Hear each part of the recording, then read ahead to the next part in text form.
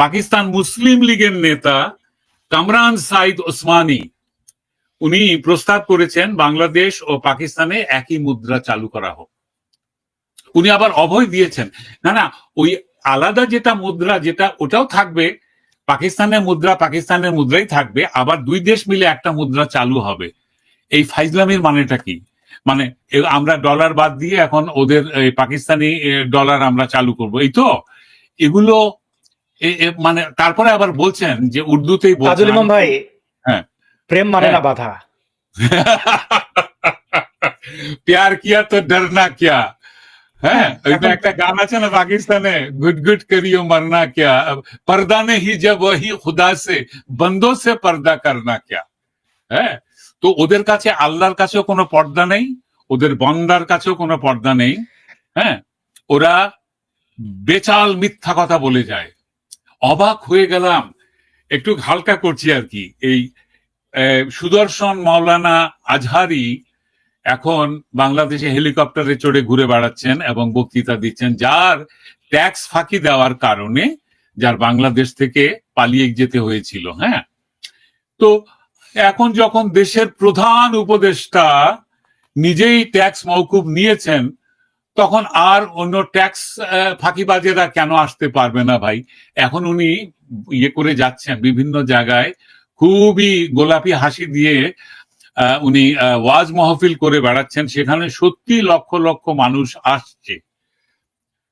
তো এদের সামনে তিনি বলছেন, অন্যান্য ওয়াজের মাঝখানে কিছু কোরআনের আয়াত রিসাইটেশনের পরেই উনি বলছেন, বাহ, দেখে কত ভালো লাগছে, বাংলাদেশে আর রাজাকার বলে কিছু নাই, মুক্তিযোদ্ধা বলে কিছু নাই।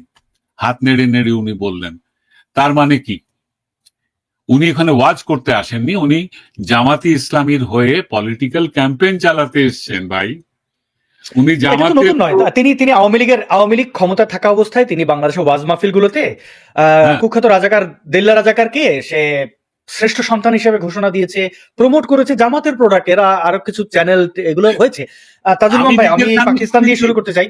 আমি নিজের কানে শুনেছি আজহারি বলছেন যে প্রত্যেক ঘরে ঘরে এই দেলওয়ার হোসেন সাইদি পয়দা হবে। আমি জানি বিজ্ঞানের যে এখন যে জেনেটিক ইঞ্জিনিয়ারিং, ওটাতে আর্টিফিশিয়াল ইনসেমিনেশন করে গর্ভধারণ করানো যায়, তো সেইভাবে উনি প্রতি ঘরে ঘরে উনি দেলওয়ার হোসেন সাইদির বীজ বপন করতে চেয়ে, এটা কেমন কথা ভাই? আমার তো তখনই মাথাটা খারাপ হয়ে গেছে, যেই লোক বলে। যাই হোক, কি বলছিলেন বলো। হ্যাঁ, আমি যেটা মানে, হ্যাঁ, এই ব্যক্তিদের ব্যাপারে বলতে গেলে আমাদের মানে আমার মনে হয় যে তারা সেই সময়টুকু ডিজার্ভ করেন না, এরা থাকবে সমাজে। তাজুল ইমাম ভাই, হিরো আলম কোথাও গেলেও প্রচুর মানুষ হয়, আর বাংলাদেশের রাজনীতিতে আওয়ামী লীগ যেভাবে এদেরকে পুনর্বাসিত করেছে, ক্ষমা করবেন, এদেরকে পুনর্বাসিত কিভাবে করেছে? বাংলাদেশে মসজিদের কোনো অভাব নেই।